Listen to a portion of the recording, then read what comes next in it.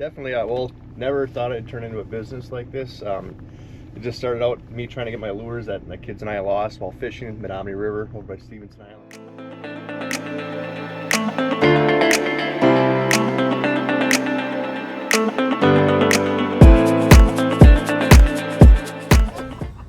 Welcome to the Small Towns Big People podcast. My name is Joe and I'm here with Kyle in this sweet ride limo ready to talk business, life, and anything else that comes up.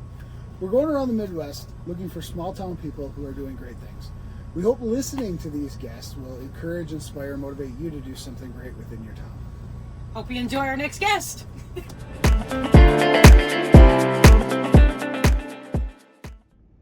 Welcome back to another episode of Small Towns Big People. Today we're here with Ed the diver. He was gracious enough to give us some time.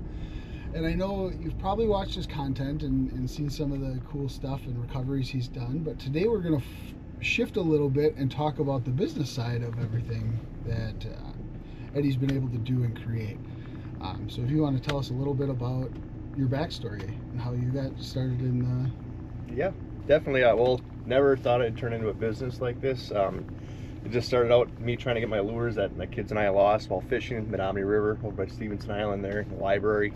Once the water warmed up, put some tennis shoes on, some shorts, mask, cheap mask from Walmart, like $20. And, within a couple of minutes, you grab 5 lures, that mask is already paid off.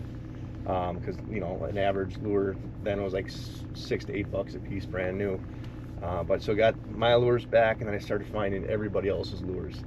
And after a couple dives of just like putting the lures up on my little boogie board with just American flag hanging up on it, I just decided to get a basket on there because I started noticing all the plastic, all the metal, rusted metal, glass, and everything that didn't belong underwater that was just thrown there over the years. So finally, I bought a wetsuit to help me stay warmer. I got a GoPro on my head, and I decided to start making videos. And that was a challenge right there.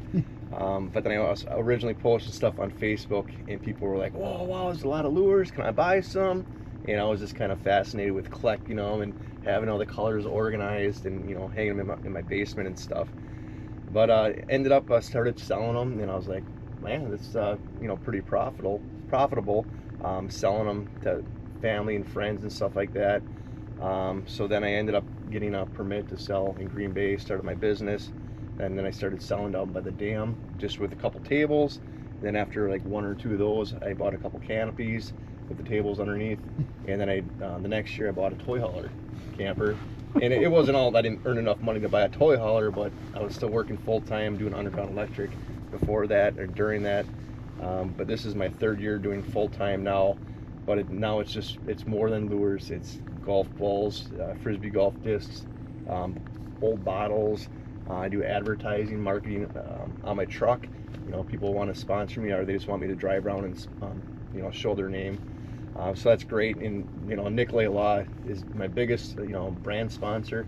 And the guy with the beard. Guy with the beard. The guy with the beard. Okay. So he's all over the signs, and he's an awesome guy. Loves the outdoors. And we talked a few times, and he's just, "I love what you do. Thank you for cleaning up, and I want to help you out," and I'm able to help him out too. So what made you, when you were doing that, go from cheap dad who's just trying to get some lures back to, "This is pretty cool, I want to film it"? Like what was that thought process that led to that? I wanted to, all the other dads had always said, "Hey, I'm going to get back in there. I'm going to get my lures back." I was finally doing it and realized how cool it was underwater. You could see the fish down there. You could see the impact of fishing line, what it has on, crawfish, mud puppies. When you're pulling lures out of the cracks of rocks, you see the lure, pull it out, and there's a mud puppy hooked up on it. There's a bunch of crawfish tangled in the line. So I started, cutting them off, letting them be free. And it just really touched my heart. Like, I need to keep doing this, get out here more. And then, if you find a walleye or sucker or something hooked up and they're on a line that's stuck to a log and they're just swimming in circles until they die. So it's nice to be able to do that and then show people the impact that it has in the underwater environment, just to show what other things are down there that people have tossed in over the years. And then just to, inspire people to go out and clean up too, whether it's underwater or the banks. So So in that whole process, you never, was it ever a thought like, I'm going to turn this into a business? I'm going to be a content creator. I'm going to sell this stuff. Was that even part of it, or was it just, this is really fun? Man, people really need to know what's going on down here. Like, Yeah, it's just never that simple. never planned to be a business, and the business is just a small part of what I do. I do so much volunteer stuff just under Ed the Diver, and but I do recoveries also, where someone calls from an hour or two away and say, hey, I dropped my phone at the marina, I dropped my keys, can you help me? So they say, okay, I charge this much amount from when I'm leaving my place, when I get there, when I dive, and travel back, cover fuel, time, and then all of my gear and stuff that I wear is not cheap. So it's that's part of the ways I make money, but we do so much free stuff, which I love doing. There's no pressure. You go somewhere random, you can plan to go, tell people you're going to be there, they can come meet you, they can help clean up the banks or do whatever. But it's getting tougher and tougher. It's become more known that people just want to come talk, take photos, or just kind of just hang out. But it's like, my goal is just to go clean up and stuff like that. But it's super cool. It just gets overwhelming sometimes when you got 10, 20 people showing up, want pictures and autographs. But it is cool though. Well, it is, an avid outdoorsman. I've never understood that either, where you'll go to a boat launch and there's a Nightcrawler container or a busted minnow bucket or beer cans. Like we all enjoy this, and I know this neck of the state here that's a huge part of the tourism, the income for the whole economy up here is the Menominee and the Peshtigo and the different river systems. So that's pretty awesome that you went from enjoying it to. And it's very sad on the banks, when people come to a river anywhere. I've seen it everywhere. They leave their fishing line laying on the banks, and that's where ducks and geese hang out. Birds are collecting stuff. They get tangled up, lose a limb, they die. People are leaving their containers, warm containers. I find so many of those in the water and on banks. Their lids, their lure containers. They'll get a new lure, pop it open, hook it up, just throw the box in the ground. And I've been to places where there's a plastic bag, 8 empty lure containers just sitting there, and then they're gone. It's sad. Well, and I know the volunteer stuff is awesome, and it's super great, and I'm ecstatic to hear you say that you've kept that going, in that foundation. But from the business side of it, and even the charitable side, what do you do for your goals for the year? Do you have set goals every year of X amount in revenue, X amount of dives, whatever that is? Not right now. I'm just as my kids are out of the house. I'm 43 now. My goal is to have less stress in my life, and having a hectic schedule. And goals are good, but I'm I get disappointed big time if I don't accomplish those. So I'm just trying to keep it simple. I remember that the saying, KISS, keep it simple, stupid. So I'm trying to do that, and just go out there and just do whatever I want, whenever I want, to help the environment. And it's been awesome with Christy coming with too. She adds so much bubbly joy to my dives and cleanups, and she loves doing it too. So it's just amazing to have that impact by doing such a simple thing, from cleaning up the banks, and then kind of getting more sophisticated with having all the gear on, a couple $1,000s of wetsuits, boots, gloves, camera, the mask, and all the stuff that you got to wear. But it's definitely fun, and I don't want any other job. It's just I don't really consider it a job. It's just I love doing it. So when you say so the goals can be almost counterproductive, right? That's what you're saying. It sounds to me like you're setting goals that are almost unachievable, and then you're like, oh, I didn't make it, so then you're feeling bad about yourself, right? But I think that the cool point about where you're at right now is that you've done stuff to this point to build the income so that you don't have to, you're not worried about paying the bills right now, you're not worried about this or that. You've got that revenue coming in from what you've been doing the last 3 years. So I'm really interested to hear about when you took that leap from you quit your job to just do this, what led you up to that point? Well, I just kept working hard to get to that point. I had. But did you save the money from the other job and build up a nest egg so you could stop, or did you build up the income that you're doing in your dives to say, okay, now I can let that one go? I am horrible at saving money. Okay. So I didn't build that up. I just knew that, from selling lures every spring, I know, what I've been making the last couple of years. And I know from my social media income, what I'm getting now, and it'll keep growing. Mm-hmm. So, I'm definitely not rich. But I do, as far as goals, like every winter, when my slow time, I don't really dive much. It's freezing, it's kind of dangerous with the ice. So my goal is to, put a couple of videos out a week. And, this winter, I was like 70 videos behind from my tour I was just on this year. So my goal is to get one video, or, actually 1 to 3 videos a week done. And I estimated, if I do a couple a week, that I've got this many weeks in the winter time. And this winter I've got barely, not even half of them done. And I'm still trying to push out content now that the walleye's coming around. I'm trying to get walleye stuff out with the shocking with the DNR, diving in the Menominee River, showing some stuff in the Fox River with a lot of fishing lures and pulling a lot of line out so people can see that impact and kind of get them ready for the run. So you're recording the videos through the summer and then you're trying to release them during the winter? I do release some the rest of the year, but just in the winter time is my focus is editing. Sit in my office chair, get fat. And that's just it's just part of the job. I need an editor. I need someone to sell this stuff that I find, because I don't have time to keep putting stuff on the website or to keep pushing it. So, and then somebody that clean lures, clean balls, clean discs, and then I'll reach out to people that there's names on the discs, or send them a text or call them, say, hey, we found your disc here. Do you want it back? If so, could you cover the shipping? But a lot of times they're like, no, just keep it. We love what you're doing. So it's just been awesome. Like everywhere we go, like driving from Green Bay back to Marinette all the time, people are waving or honking their horn. Go to Quick Trip and people at Quick Trip know ya and they want a sticker or something. Pretty cool. So you're kind of a one-man shop. You don't have an editor. You don't have like a social media team putting out your content. It's all Do you Ed want the to? diver. I want to. I got a buddy that wants to help. Does really good with his channels and stuff, or that he works on. But it's hard because I want to have my own touch in my stuff. My sense of humor.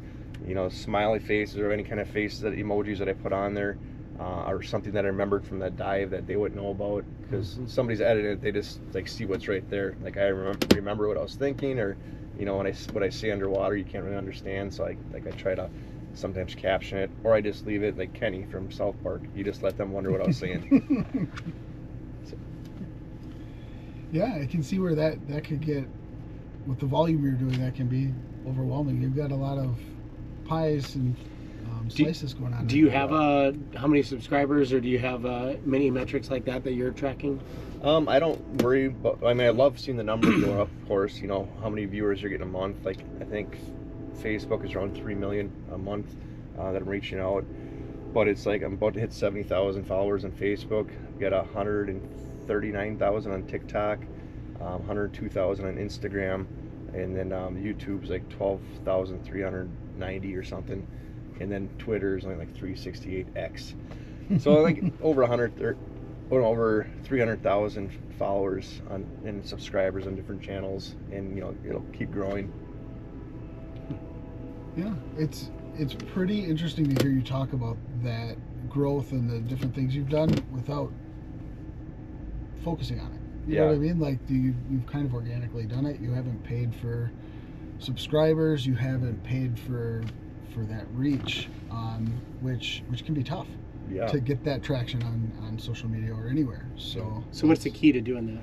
Well, what I love doing is, I'm a small business supporting other small businesses, and when I had the Angry Angler going to different places, I would make a video of where it was so that people would come and support that place, whether it be a pharmacy, whether it be a restaurant, Fleet Farm, or Fleet Farm's a bigger business, but O'Connell, a couple different spots, just places in Menominee. Supporting small businesses, going to a restaurant and just taking a few photos of your food, say how your service was, and now we've got people begging us to go to the restaurants, so that's pretty cool. Going to different tackle shops and saying, hey, we're at this tackle shop, and try to bring support to them. Because one of the tough things locally here is when I started selling lures by the river, like local shops didn't like that because I was taking away their business.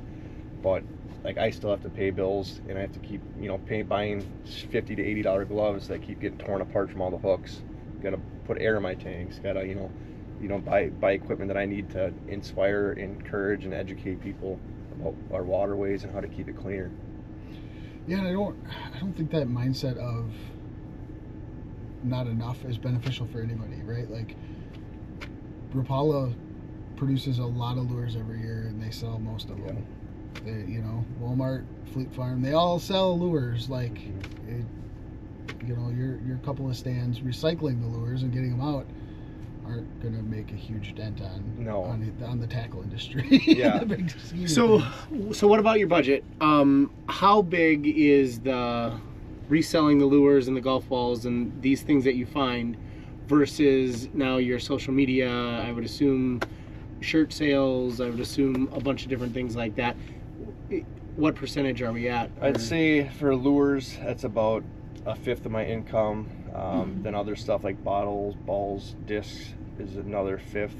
And then I would say like, and that's part of the website too, social media, like advertising and sponsorship, that's about half, or not half, about maybe 3/5. So it's like, I'm trying to like, I want to stop like peddling lures, selling stuff. Like my goal is just to give it all away someday. Like we already donate a lot of lures to organizations every month. And I'm like trying to chill down on how much I'm giving, but it feels good to give.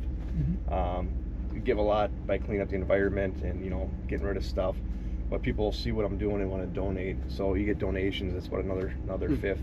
And I had to claim it all, my taxes and stuff. But it's unbelievable, like how much people just you're cleaning up and they're like, oh, I appreciate what you're doing. Here's a 20, here's 50 or $100. I love your videos. And but then social media helps. When you post a video, it makes money when you're sleeping. You spend 8 hours working on a video, and then you just post a picture and the picture blows up. It makes a lot more money than a video you spend 8 hours on. Okay, so talk to us about that. So where does the money come from in that? Why does that make any money at all? Well, Facebook is my biggest source of income for social media, and I think it's through advertising, on your page. And how do you get, so like we don't get any money from anything we do because we don't have any followers, right? Yeah. We don't have nothing going on. But what is the equation? Like where does that number? You at 1,000 you started, or at 10,000 you started, or at Depends on what channel. Like some are 1,000 that you can go start doing live shows, and then you start getting more of an audience. And then monetization, I think it's around 10,000. That they'll send you a message, hey, you qualify for monetization. Okay.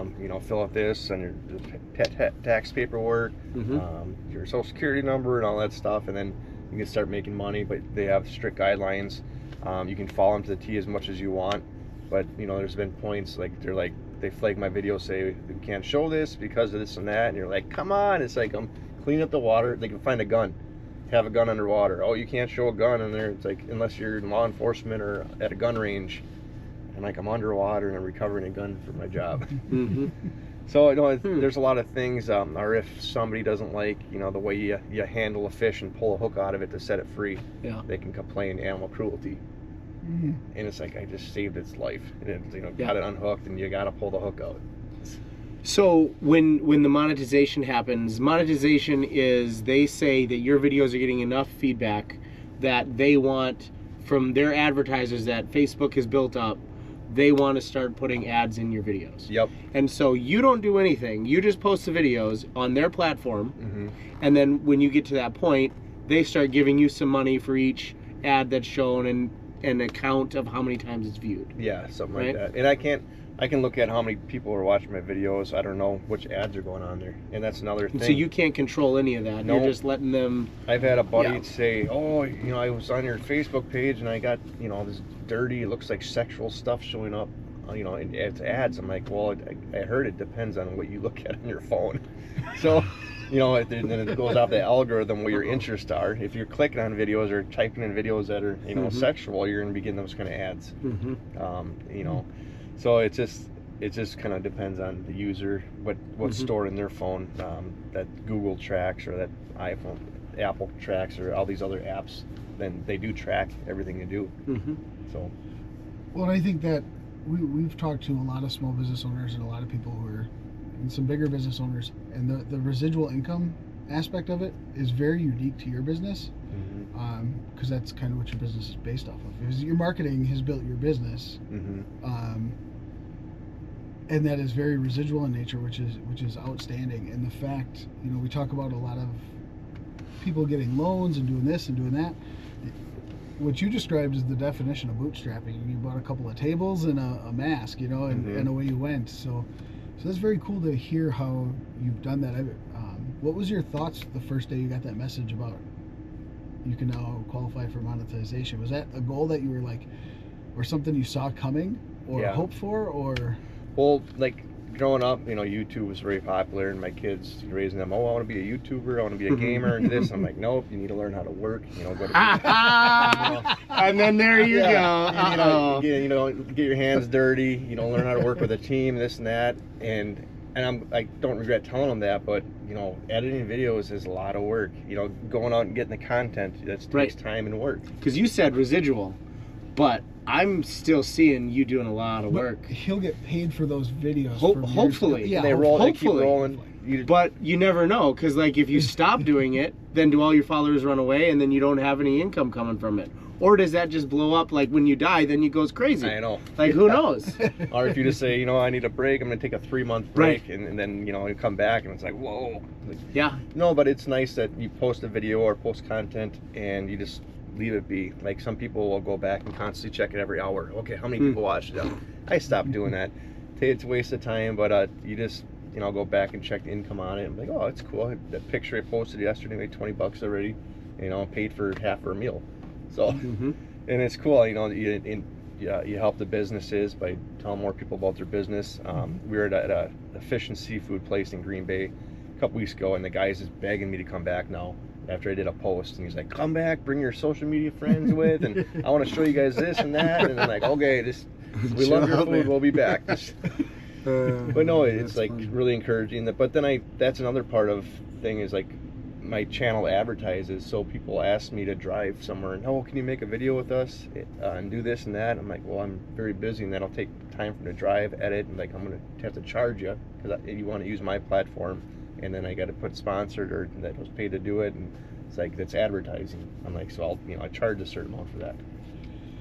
Yeah, and that's why when I reached out to you, I didn't know if you were going to tell me to pound sand or what was going to happen here, because I'm sure you deal with that all the time, where there's some disingenuous type things where people are trying to get their platform piggybacked off yours. Yep. And it's really I'm very appreciative, and I'm sure Joe is too, that you took some time out of your schedule, because you are so busy to not talk about Ed the Diver, but like Eddie Bieber, who's doing this and the background of it, because we want people to see where you want them to see the underground or underwater cleanup. It doesn't matter if you're in Marinette or Peshtigo or Humbird or whatever small town in Wisconsin. You can do some cool stuff and create what you want out of it. Exactly. And what I'm hearing is that you didn't start a diving business. No. You dive for fun. You've got a marketing company. That's what it sounds like to me. Is you got your name out there, you got the demand, and now it's just now you got to capitalize on all that. Yeah, and like I said, I want to it's nice having income from the lures, but it all takes time: cleaning, rehooking, cutting the line off, then either put them in trays and sell them in trays, or go and sit by the river in a toy hauler for 8 hours a day on the weekend, 2 days during the walleye run, and selling that stuff. It all takes time, and I do enjoy doing it though, because every year you get the same people coming from Anago, coming from Chicago, coming up and, oh, we love your videos, and I remember this in your video, and you did this, and you found this, and then they buy lures, and they're happy, and they're gone, and they're saving money from buying them brand new, but they're also supporting me. And they're watching the videos and jacking up your numbers and getting some ad money. And they're losing lures again in the river. So going and getting the same ones back. Have you ever tried to track how many times have you gotten a lure back? No, everybody's told me over the years I should mark them or sign them all or put a dot on it, but I go through so many lures. Yeah. I think one year we found like 16,000 lures. 16,000. That was Sal and Jay helping me too. And last year was less lure dives and more just clean up, trying to get around my name around, try to inspire people to clean up in their areas around the Midwest. That really helped. People donated for that tour too to help cover hotels, fuel, food, getting rid of trash. So that was really, really cool experience. Yeah, that's not a cheap endeavor to go and live on the road for a good cause. So that's Yeah. awesome that you were able to fund that or make it feasible, because the guy's got to eat too. That's the interesting part of your business model that you've made for yourself, is not doing it for profit, but you still have to make money, because you can't do it if you don't have the money to have that freedom. So yeah, and I actually sold my house last year, so I paid off a bunch of debt and I had extra money. So on the tour, I was using my own money to go to different spots to eat, go to a brewery here or there, go to different places, have a meal, and just make a short video or advertisement for them a little bit, saying, hey, we love it here, great spot here in Eau Claire, here in Fish Creek, or wherever we were. What if you go to one and it's like, oh, that was terrible. Like, these people are rude and the food was awful. And do you still do that one too? No, Or do you don't do the negative ones? It's only the I tell positive. them, hey, thanks for the invite. We'll come back later when you kind of got your things. And that happened recently, actually. Did it? Okay. Yeah. Oh well. Okay. So no negative, just positive. Yeah, and that's Only I the want positive stuff. I Yeah. want my channel to be positive. And I think that's in generally probably the best thing. Yeah. Most people don't want a negative Nancy coming over and like, oh, it could be bad, it could be good, it could be bad though. Yeah, and I don't want to be that one review that when I've got such a big audience, I don't want to be that one review that really takes a business and just buries it. Yeah. And I think I'm starting to have that impact. So I don't want to do any negativity. Just give them another chance, because you have bad days. Yep. People forget or they don't perform well. I'm speaking of myself too. Yeah. I don't want somebody to judge me in that, especially with social media. You post something that you think is funny, but someone gets offended by it, and then they start writing nasty stuff, and then they share you with somebody else, and then they start attacking you. So you got to know that balance of, should I post this? It's kind of, on the scale here of being left or right, or I Bud Light, when that whole Dylan Maloney thing. I posted 2 pictures of Bud Lights in a cooler, and it's like, does anybody even drink this anymore? Like, the big shitstorm. Yeah. Okay. So I had to take that off, and you just got to be careful. And I mean, you probably got more followers from it, so I'm not actually sure that was Yeah. bad for you. Yeah. That's probably a good thing. I mean, sometimes that can be even better. But okay, so I wanted to talk real quick back about finances. So, do you have a budget that you try to follow? You rattled some numbers off, but do you actually have it, or is that just kind of in your head? I'm still trying to learn that word budget. So Me too. yeah, but with Christy, Christy, my fiance, she owns a big apartment complex, and she deals with a lot of money. So she's trying to get me to get a savings account and get me to spend better. And it's like, Well, how do you spend money if you don't have you don't have a savings account? I do through the credit union and my loan and Oh, stuff, okay. but I don't put anything in there. Yeah. You bury it under your mattress or something, or? I This just is a checking account. Yeah, right? my Oh, checking account. oh yeah, okay, all right, okay. So there still is a bank account. It's not, you're not digging holes in the ground in the back. No, right? in my mind, I got so much like value in the stuff I find. I could find a bottle and sell it for $25-$40, and I've got like hundreds and hundreds of them. Fishing lures, golf balls, old cool things that I find that I could put on eBay. But that's not a good plan though. It's like I gotta have savings, for if I have an emergency, I need 10 grand right now. Gotta have that. But it's, I don't know. It's just I'm learning as I go. I'm 43, but I'm still got a childish heart when Sure. it comes to spending. So what about then accounting? Do you use any accounting software? Do you use any? How do you know that you actually made money last year? At the What, end of the what do year, you do? And I keep all my receipts. Now I was just throwing in a big tackle box, and then at the end of the year I'm doing by month. Then I'm itemizing them and stuff. But now I'm doing a month by month folder. But usually my taxes are done this time of year done, but I still haven't seen my accountant yet. But I do keep track. I pull my files from PayPal, from Meta, my Meta, and so Meta is Facebook and Instagram. That comes in PayPal. YouTube comes through Google, and then TikTok. That money's going down, but I pull those records, and I get keep track of what was donated. I keep track of my sales. Well, where do you keep track of it? Do you keep track of it in a spreadsheet or a document, or do you just like literally have pieces of paper in a tackle box? My phone, I keep track of income, and then I print all the printouts, but I don't have an accounting program. Okay. So I just I know where all the stuff is that I keep around my desk or whatever. I keep it all there, and then at the end of the year, I'm like, okay, I need this, and I just write it all down. But I'm not too good at accounting. I'm only one step ahead of you. I have a spreadsheet in Excel that I just keep track of. I throw it in there, or my wife throws it in there every month, and that's how we keep track of it. So I'm not too far ahead. Even yet, QuickBooks so would be better. Well, I had, but I hate QuickBooks. It's awful. I had that, and I did a lot of information, spent hours and hours on it one night, and then something happened, and all deleted it. And it was all gone. Yeah, it's horrible. And I'm like, I'm not going to waste my time on that. Yep. Okay.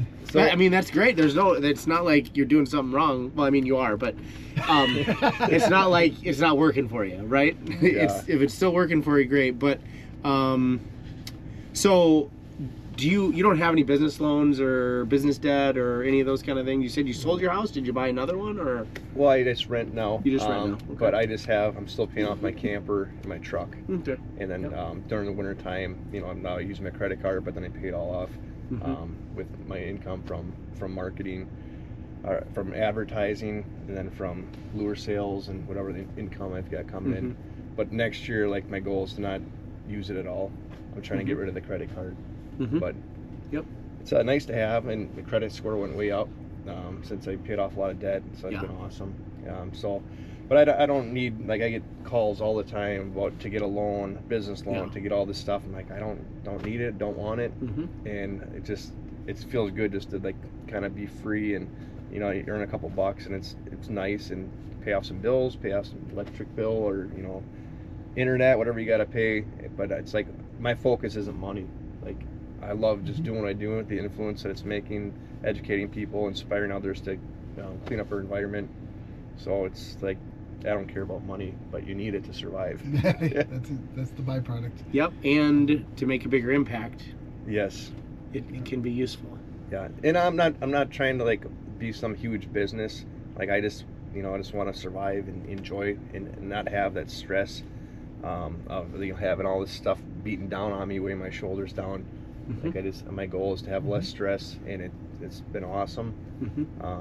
But it's like, when you've got someone depending on you or whatever, you gotta kind of show more for what you're doing. They want to see numbers. They want to see. If I had a team, we're like, okay, we got to get this under control. We want to see what's going on here. But, like, I want an editor. I want a cleaner. Like, I could have like 3 employees right now that would really make my life a lot easier. But then you got to figure out, okay, how much are we making that we can pay, and this and that. Well, but you could also pay per job too, right? Like, for an editor, pay per video, so it's not full time. There's ways to subcontract that out too, that might buy back some of your time, just for the stuff that you didn't want to do, which would be cool, because that's the next step in your freedom. Your debt's under control, your money's under control. Now where do you get more time? Yep. Like, so many people ask, this is the 3rd interview this week, and like last year I got to the point, I'm like, okay, I'm getting radios calling me, newspapers, the TV channels want me to know when we're in their area next, or news channels. I'm like, when do you start making money off this stuff? But you really don't. It's just like kind of just free advertising. So, like, I learned you can't expect to charge a radio show. You want me on your show, you're gonna take 4 hours out of my day from driving, travel. It's like, what do I get out of that besides bringing more stuff to your channel? Right. Because they're trying to grow too, and I understand that. Charlie Barron's dived with us a few times. Came up to Marinette, and he's a very, very, very popular guy. He loves diving. But we've got another one in this year. We're gonna do something in Milwaukee. So it's like someone big like that coming down and saying, okay, well, I'll come hang out with you, and they'll get more people watching a channel because I'm in it kind of thing. They don't say that, but it's just like I didn't realize that what it's like, and it's just I'm trying to do that for other people too and help them out. Mm-hmm. And that's one of the reasons we drive to the place to do the interview, because, well, instead of taking 2 hours out of yours and Kyle's time, we can just hit you up and hopefully it's just an hour. No, and that's awesome. Yeah. What you got going on there. Cool. Yeah, and you are probably the biggest social media presence. You are by far the biggest social media presence we've talked to, which is interesting for us because we're not huge social media guys. we're So not.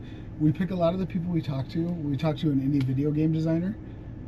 It was awesome. Like I barely talked through that whole thing because I was listening because I was just intrigued by what he was doing. Same with you. Like the way you've done it, it just baffles me because I wouldn't have Facebook if I didn't have a business. Yeah. Like, Right. you know, Exactly. I'm Yep. not interested in it, and I've watched your content. My kids love your content. Cool. I think it's cool watching the cleanup stuff from that aspect. They're thinking it's cool because they're seeing fish go around and weird stuff or the stuff you find. Yeah. But the fact that you've figured out a way to make enough money to do what you want while helping the community that's just fascinating to me because your goal doesn't have to be to have 8 ed the divers out there with a production team and charging everybody $1 million a year to talk to you. It can I be don't to want make an that. impact. I just want to be the regular guy that people can approach and stuff. But as I'm doing this more, it's getting harder and harder. Like people want to know where you're going to be and when. Yep.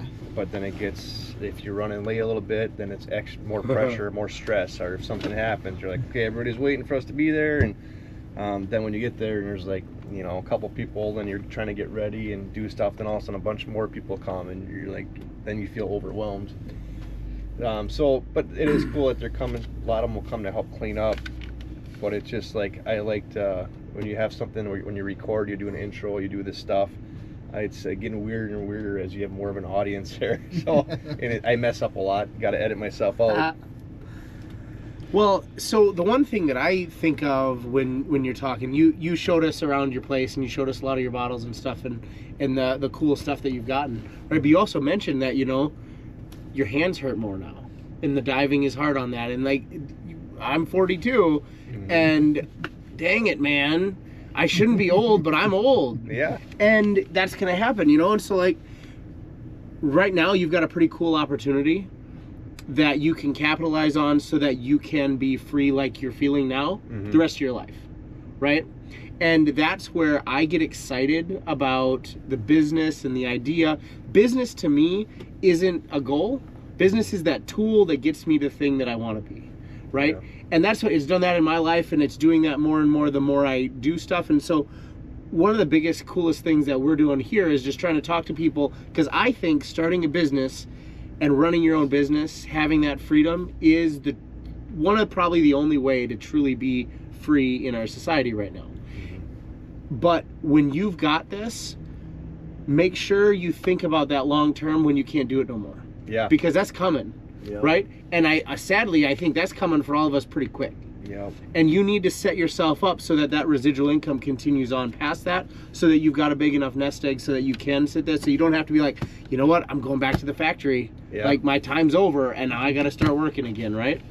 Yeah. We don't want that. And I've worked all most of the factories around here. Exactly. Construction. Yes. You know, I've got a degree in law enforcement, but it's like, I don't want to go back to that. Exactly. But it's nice meeting people that I used to work with, and knowing, you know, how hard they work, how many hours, and the stuff they deal with when they have families and stuff. So it's like nice to be able to connect. I grew up on a farm, so I can connect with a lot of different people. But yeah, I'm learning as I go, and a lot of people ask me, well, why don't you get like a 501c3 or why don't you get that? And I'm like, well, I don't want to have a whole board go through everything, through them that I want to do, and I don't like I want to have a business, like I'm business, and then do my volunteer stuff and just keep it simple. There's no reason for a 501c3. In fact, it'll keep you, it'll ruin your life. Yeah. I think everything that you're doing, you can do through a business, but this is our challenge part. Can we jump in? Can we challenge out? Right. So I think that you're loving life right now, and that's awesome, and I don't want you to stop. And I think you've got a little bit of a stigma in your head about, well, if I grow a little bit bigger, then I have all these other responsibilities. I think you can do that without losing where you're at. And I think if you brought on, you've already talked about some of these guys that you want to bring on, right? That's a good idea. But I don't think your finances are organized in a way that you can know if you're going to make a good decision bringing that guy on. I think it'd take a lot of time. So 2 things that I really would love for you to think about. Get those finances figured out. I love Wave Accounting. It's free, and it auto-categorizes and does things for you. And then once you got that figured out, hire those guys. And figure out that plan, set those goals to make that happen so that you can do more of that stuff that you love. I think that's super exciting. It's a good goal, yeah. Well, that's exactly what I was going to say, is figure out a plan and a path to get your time back. Like, if you love editing, keep editing. Don't hire somebody to edit just because somebody told you to. But everything we've talked to you about, even when you were showing us around, it was all about the diving. It is. You love it. Love diving. And talking to the kids and giving the stuff back and going to those events. So you can't, you're Ed the Diver. You have to do that stuff. And that's your passion. Okay, figure out a way to get rid of the stuff that ain't your passion. Yeah. Yeah. And that's the cool part about where you're at, is you've got the ability now. You're really close. Yep. Yeah, and it's like I could turn like golf balls or stuff that requires a lot of time and scrubbing, sell it in bulk instead of spending, a couple months cleaning it. Or hire a guy, pay him half the money, you lose half the money, but if you can get out diving more and collect twice as many, 3 times, 4 times as many things. Yep. Or wholesale bulk lures to a 19-year-old kid who's trying to make a couple Yep, extra bucks. exactly. Yeah. There's tons of, you can approach that whatever works best for you, but it's just figure out the 3 things, 4 things that are like, I love that, I hate that, I love that, I hate that, and get rid of the ones you hate and figure out how to keep doing more of the ones you love. That's what I'm learning. Like I just heard on the radio, like whatever you say yes to in your life, you're saying no to something else. So you're taking, if you have a pie and you got all these slices in there, it's like what's taking up all your time consuming it, and what do you want to do? I'm trying to figure that out right now. Like, but I want to be more in the water, want to dive. This time of year, I gotta edit. And No, you gotta go to Florida. I know. You gotta go somewhere warm and let the editor do his editing, and you collect stuff down in some other tropical area. That would be cool. Yes, Louisiana, the Caribbean, Alabama. Hawaii. I mean, there's crap everywhere. Yeah, that's a goal. Yes, that's exciting. I think I do have a lot of goals. I just don't think or voice them out. I don't think about them or voice them out too much. But there's stuff I want to do just to free up my time. But it's been crazy just with more and more people reaching out. Hey, can you come to this event? Can you donate to this event? Can you do this? Can you do that? And it's like I'm learning. I'm sorry, I don't have time. I've got to do this. What did Charlie Munger say? He never made $1 off of a yes. It was all the no's, he said. Or he had like some quote about the no's are more impactful, like all the way through. And I'm going to take back my challenge because I just thought of a better one that I think is more fitting for you, Ed. And it is to do that, but to not lose your authenticity. Yep. Like, because your goals are, like you said, you got them in your head. A goal in your head is a dream. A goal on paper is a goal. Maybe. Or a wish. Yeah. Then you add a deadline, and there's a whole thing. But you have them, and that's awesome, man. Like, I don't care what they are. They're your goals. But don't lose what you want to do in it. Like, just because you have a person working for you or a team, or you didn't hit 5 states in your national tour that you're going to do in the next 2 years, you hit 3. Who cares? That's pretty freaking awesome that you went to 3 states and did the dives. Like, focus on that stuff too, man. Like, because Ed the Diver, or Eddie Bieber from Marinette, who's in the Menominee with $20 goggles, has come a pretty freaking long way. Yeah. Don't forget that. Yeah, it is. And it just started just trying to get my lures back, and it grew to all this, and I can't believe it. I love it. It is overwhelming at times, but I wouldn't want anything to change. I learned a lot along the way. I'll keep learning. Yep. But the biggest thing was learning how to say no. I tell a lot of people that. Yep. It's hard because it's not like you don't want to do it. Yeah. It's just that you can't. Just like looking for lures in 33 or 34 degree water, and you freeze and can't feel your hands or feet anymore, and there's so many more. You're like, just one more, and you're like, is this one gonna kill me? So it's you learn to say no too when you're addicted to grabbing stuff and finding stuff and having that big pile to show at the end, or to be able to resell them or donate some. It's just, Or money gets a little tighter and, can I dive? Is it warm enough? Like, yeah. I mean, it all plays into it, so that's awesome that Yep. you've No. gotten to that point. This year I was thinking, I'm gonna get out there. But the last 2 years I was out diving mid-February. Like this time of year I was in the Fox River because it melted faster. Oh yeah. Then the water's flowing from the south, warmer weather melts it. Menominee River's coming from the north, so when you get it in there in February, early March, it feels like you're outside in a windstorm with this cold wind hitting you in the face. That's what it's like, the water coming from the north. So it's pretty tough, and plus it's fish heavily. You got to stay away from people so you don't get hooked. I was gonna say, have you been hooked? Yeah. Nope. Very respectful to people, and if I go out to a spot and dive it and I have to come back and all of a sudden there's someone fishing there now, I'll say, hey, do you mind if I pass? And they'll stop fishing and they can pass, and I'll throw them a couple lures, say thanks for helping me out. But no, it's just been awesome experience. Like only 1 or 2 people ever screamed at me because I was diving near where they were. They thought I was scaring the fish away or something. I'm like, they're not. They're right here next to me. Okay, real quick. Would you, if I had a lure, would you go out and find a fish and put it in its mouth for me? Like a catfish or something, No. Huh? Would you ever do something like that? I wouldn't go in the water and do that. No. That'd be awesome though. I keep thinking that's the next fish finder. It's gonna be a little robot that goes underwater and hooks right into the fish for you. Yeah. And what's funny is, like, I get guys, they ask me, they're like, hey, you just take my hook and go find a fish. They're on the shore, but then I find them also where they're sitting there cranking on their line, they're snagged, and I'm just like kind of looking at them, like smiling, like, hey, do you need help, man? Could you? So I'll go, Nice. I'll go, and then it gives me an opportunity, since I can't dive there anyway because they're fishing. Yeah. On the way to get their lure unhooked, I find like 20 other lures. Oh, nice. So I unsnag his, and then I head back and find another 20, and then I come back with a huge handful, and he's like, big eyes, and I'm like, you're welcome. Cool. Well, so I'm sure most people will know, but you've already mentioned it. Where can they find your content or reach out to you to buy stuff? If you want to let them know the website and all that. So you can go to Facebook, Ed the Diver, TikTok, Ed the Diver, YouTube, Instagram, Ed the Diver, X, which is my smallest channel. I still post a lot of stuff on there. Everything I do in the other ones, Ed the Diver.